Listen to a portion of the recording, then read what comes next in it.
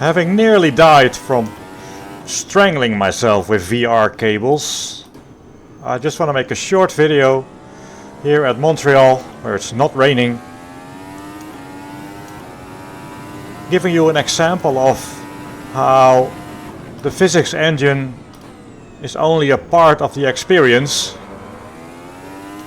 I'm now driving a modified, well, scratch-made Formula Ultimate.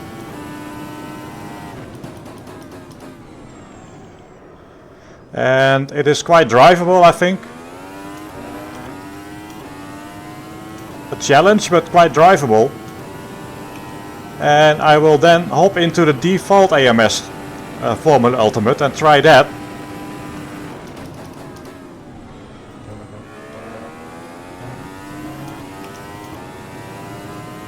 Because it is very, very different, and obviously it's the same physics engine.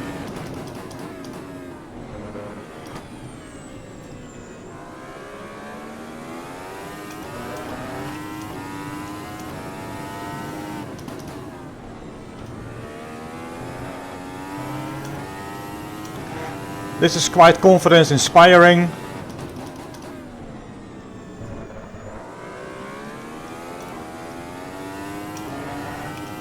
Don't know if there is a DRS zone here this year, but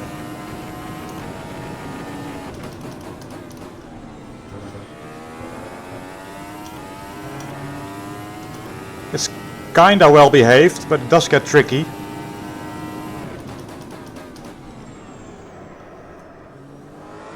So pay attention to the handling, also the sound. Listen for the tires.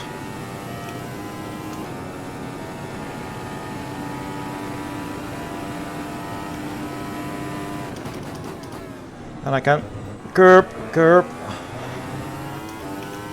And this car is actually, I'm trying to make a modern car, so it's a lot stiffer.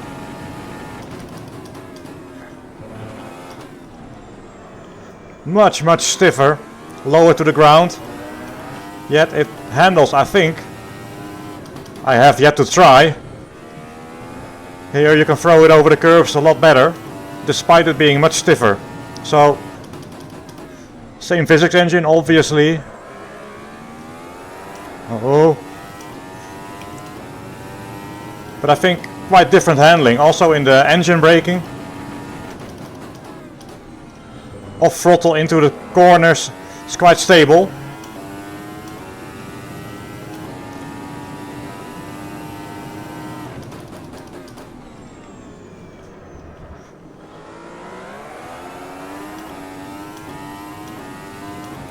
Oh, too early. So let's try to do a reasonable lap, shutting the up.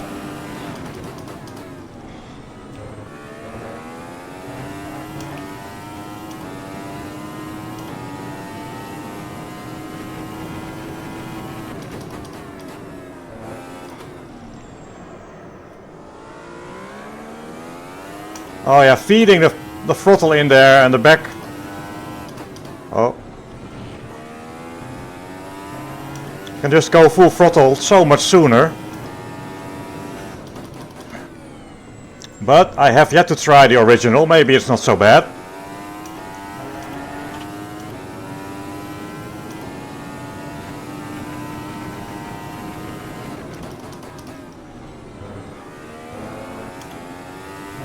There as well, full throttle.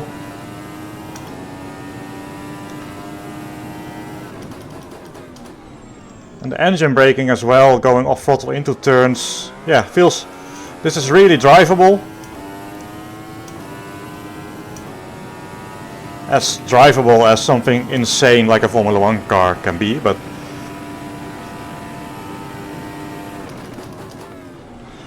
hop the curb, hop the curb.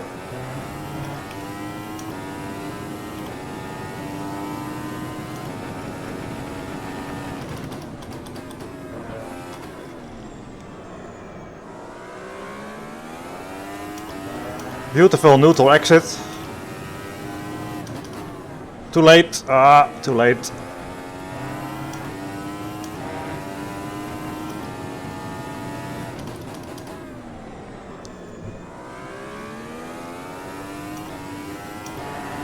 There as well, I feed it in a bit slowly. I can approach and reach 100% throttle quite easily. Oh, too much curb. Ever so slight twitch every now and then.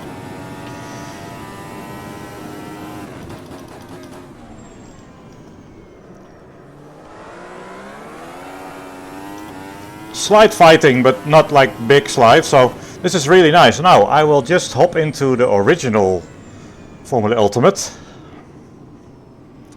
because I genuinely don't know how that will feel. So now we're in the default car, which I haven't driven for ages, with the very soft tires. We do have to warm this up a little bit.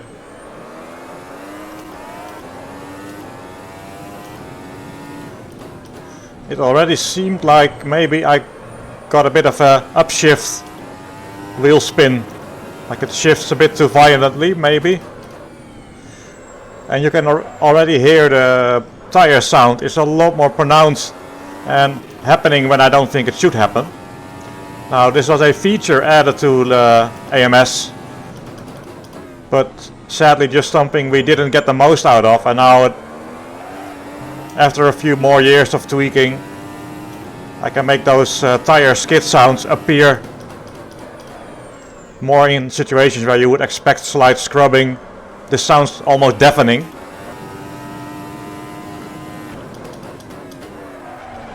Oh, ooh, big snap.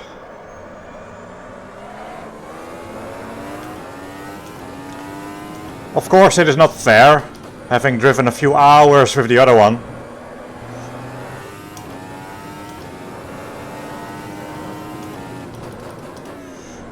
This car seems to transition quicker from understeer to oversteer.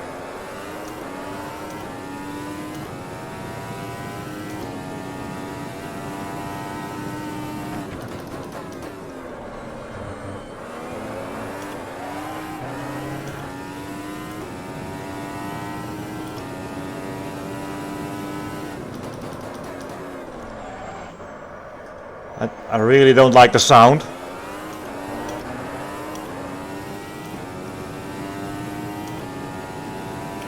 Of course you probably don't really hear the tires all that much in a real car, but it can still be a driving aid in a sim. But it only makes sense if they make noise when they shoot. And here they make noise before they're actually sliding.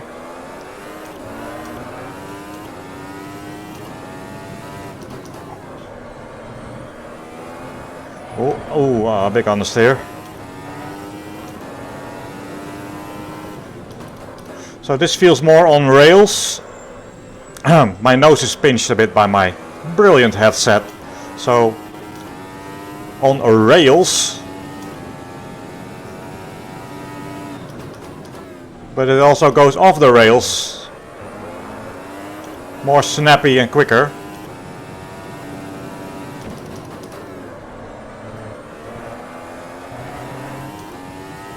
It feels quite different into the turns there.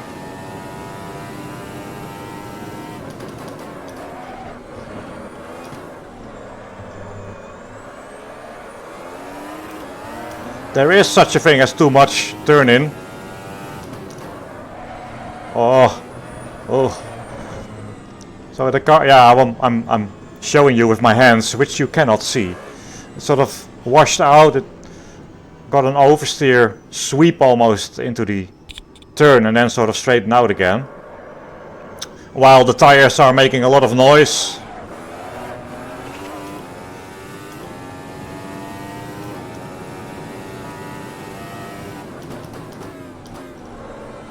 That insta bite is,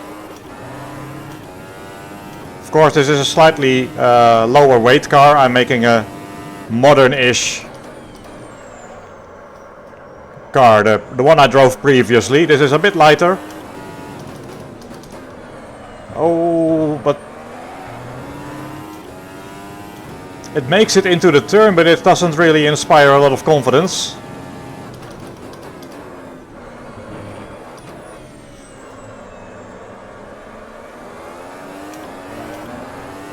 but it is surprisingly easy to get on the power.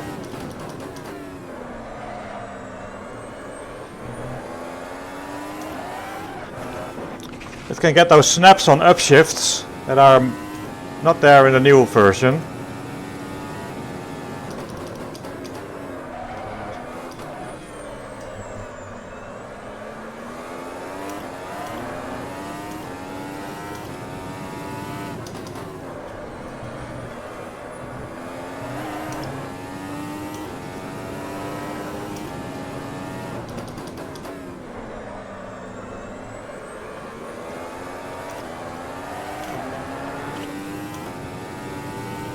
It's a bit scary. Forgot the RS.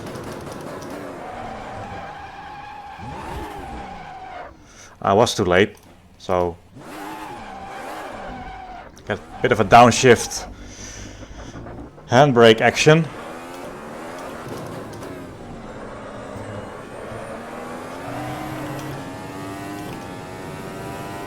Full throttle on exit is always... Oh, and the downshifts are quite violent.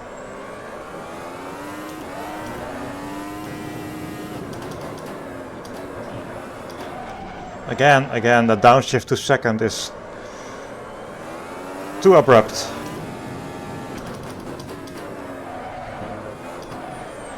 To shift down later to avoid the engine locking.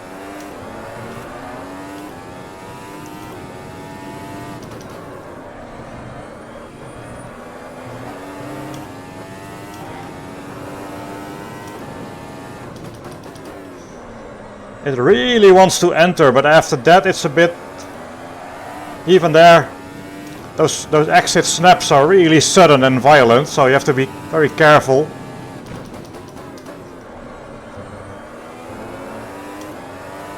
The entry almost gives you sort of a misplaced confidence in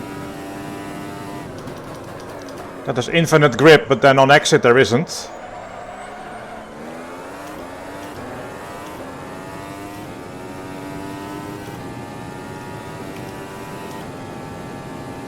See if we can do a low 11.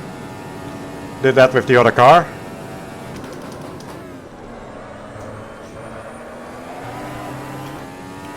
Again, snappy exit.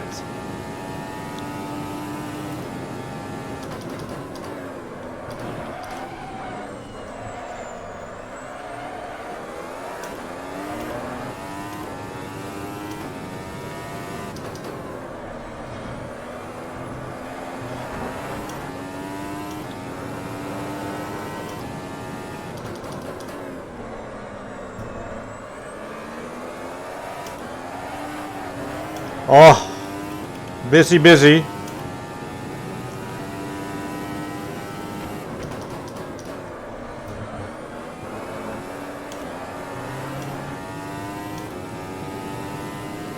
Remember, this is meant to be a softer car based on the previous regulations.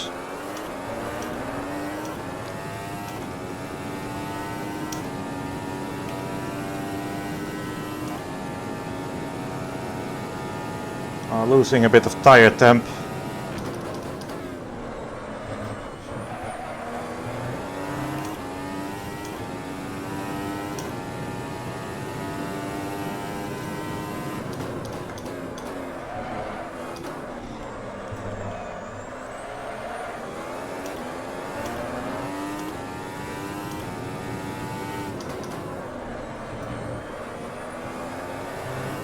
Be really gentle turning in a way that is nice, because you have all the entry you need, and how much you get depends on how quickly you turn the wheel.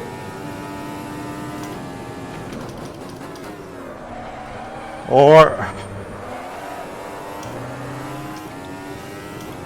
whew.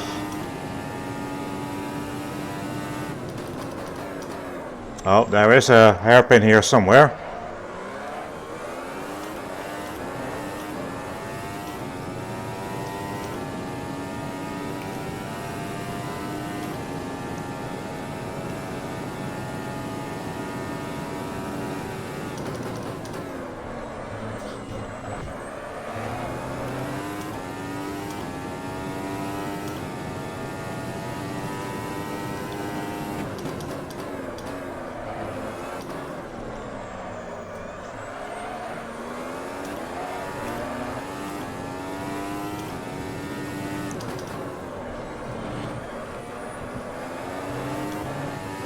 To be later on the throttle there, to not snap.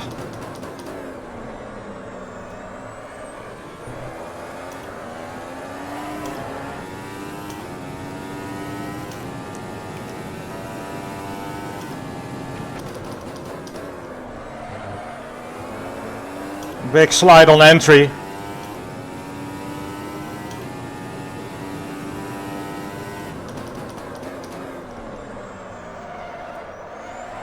Oh, big slide on exit.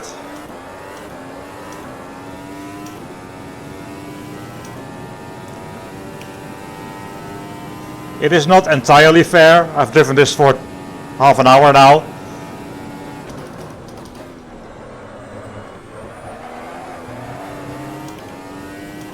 And the other one for many hours.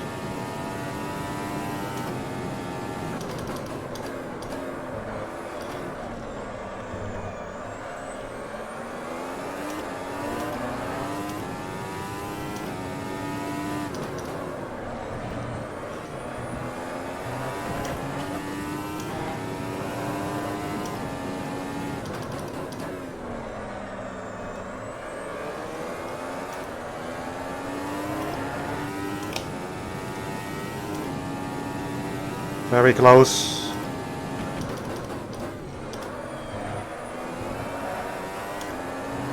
Oh, again, slidey on entry.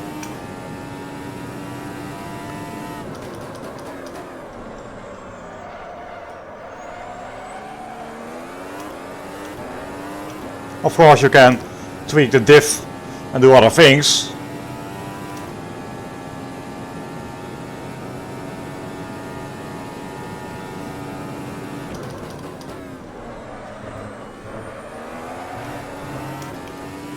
Oh, I have to be ready for that super quick snap of oversteer. Well, that's 11.8. It's about the same we did in the other car. Let's just go back one more time to the other car. It feels so different and it's so quiet. The turn-in feels a lot more progressive. I have to turn the wheel a bit more. I'm not afraid that the rear end will overtake me corner entry. A bit of understeer there on power. No snaps.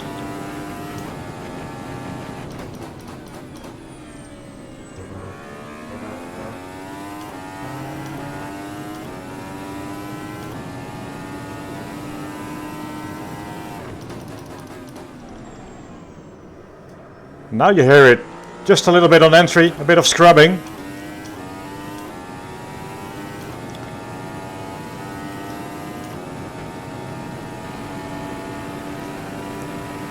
Filing down the floor a bit.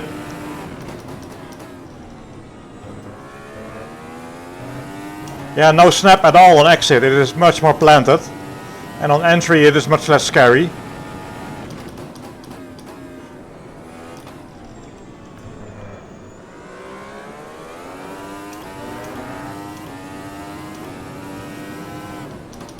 The shifts seem more gentle. The engine braking is more managed. The engine braking in this car is sort of mapped per gear. So normally in the lower gears you get a handbrake effect, and this car is compensating for it.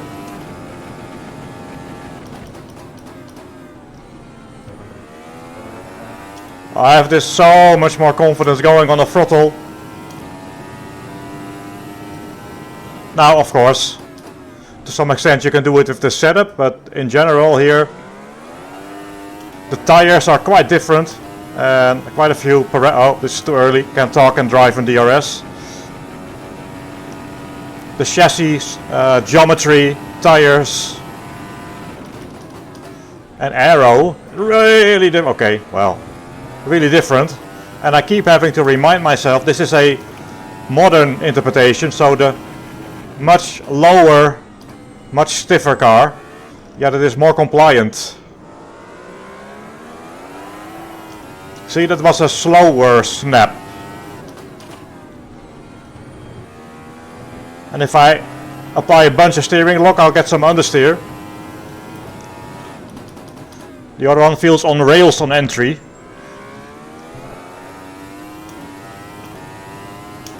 This feels more balanced, I think.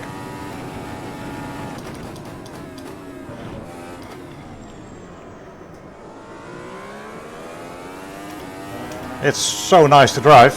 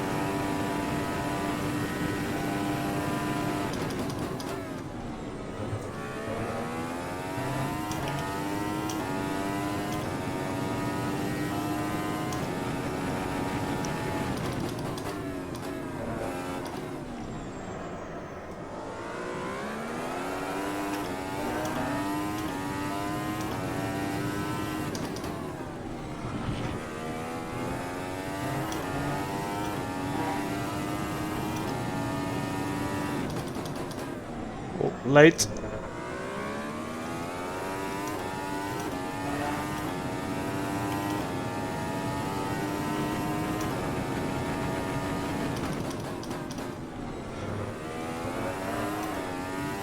Ah, that moment, you will, I think, see that I'm much less sort of on a triple espresso to keep it on the track. Moments announce themselves a bit earlier, and they don't need such a violent reaction to try and keep on the track.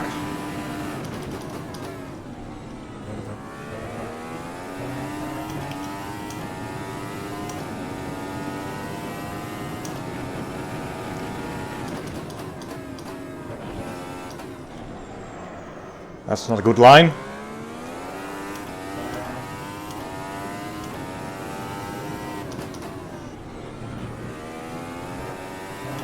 Ah.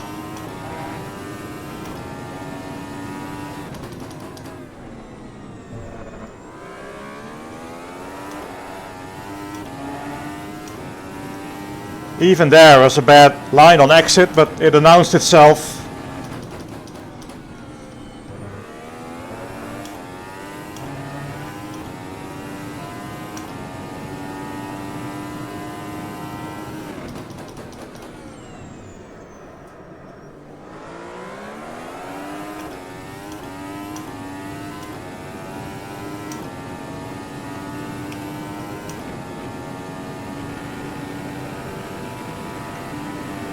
Scrapey Mc... Scrape. Oh. Well, this is the wall where I belong, obviously.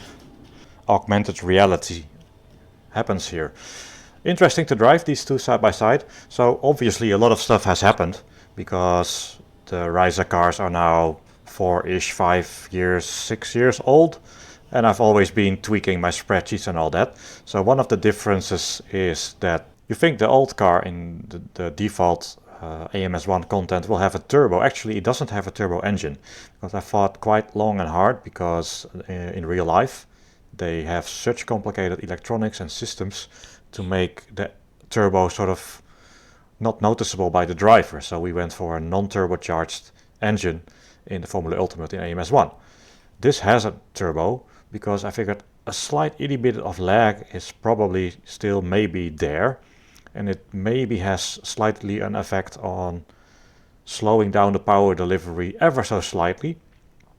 It's very minor, but it does have some effect, especially in the lower gears where the revs can shoot up. That is just ever so slightly slowed down. It makes it more drivable out of the slow turns. The tires are very different. I've developed a completely new spreadsheet with new logic, which is logical or not, hard to say. That makes the tires with one click of a button, without heating and wear, so it does lack a few things, but quite a few different things figured out since then. The whole tire model is now actually in my spreadsheet. It wasn't back then. We were still sort of not 100% sure about everything. So I think the tires are more balanced, and the engine is more balanced. The engine braking is, what I said, mapped per gear. I think this may have been done in the original as well, but we've had some issues braking and shifting down, the rear end locking up, making it hard to consistently enter the turns, whereas the original car already has a very sharp turn in, where it's more up to you, to the speed of your steering wheel movement. That's your turn in speed, where here in the new car the entry speed is almost more dictated by the car, and if I enter a bit too quick I will just get a little bit of understeer. The car won't follow my steering wheel quite as good. And then on exit I got lots of snaps, even when barely exiting a turn, upshifting to fifth even you could get a bit of a snap. It can still happen a little bit here, but it feels slower. There is more around the center of the car, the neutral zone of the car is more balanced. And those big snaps are absent in the high speed sort of corner exits. Also because I think I've optimized the shift logic a little bit, that it doesn't cause as many peaks through the drivetrain, which is a bit sort of tweaking and fudging with your tongue at the right angle. And the aero map will also be different, but again, the aero map on this car, which is modeled after the modern, much stiffer rules, is a lot more sensitive even than the one in the original model. So we are not even comparing apples to apples. This is a easier to drive, in my opinion, a more logical car. And I think you saw the difference in just how how I drive this is more logical and intuitive, whereas with the other one I'm having to control the entry by my steering speed, and then on exit I have to be so ready to save that snap that probably comes. And here I can just throw it over the curves more and apply the throttle sooner, and that's the key with F1. If you see the onboard, it's crazy how soon they seem to be able to go full throttle. So quite a few differences. Not as bad as I thought. The original, thankfully, is still quite drivable. You get used to that, of course, and the setup changes can make quite a big difference. But maybe it was interesting to see some laps driven on a dry Montreal here, and how what should be a probably more difficult, snappy, modern interpretation of F1, actually with all the advances over the last years in my physics knowledge, is more pleasant to drive below, at and above the limit than the original AMS1 content, simply because, you know, the years go on, knowledge improves, but that's also, maybe we can touch on that as well. To keep my foot on the brakes here, I don't want that. Let's look at a logo. And boom. Oh yeah, okay. Now, this is what I want. When you work for a sim, you don't really have the luxury to spend 98 million hours on each car, because you have other things to do. There's not infinite money and time, so you have to sort of sign it off at some point. And I think that's sometimes forgotten, that modders, which I currently sort of am, I'm modding my own game. I can spend 7 afternoons working up a huge sweat in the sim rig, tweaking and optimizing and just spending weeks on a new physics tool just for fun. And that makes it that I've spent so much more time now on the Formula Ultimate and karts and all that sort of stuff than we had time for back in the day.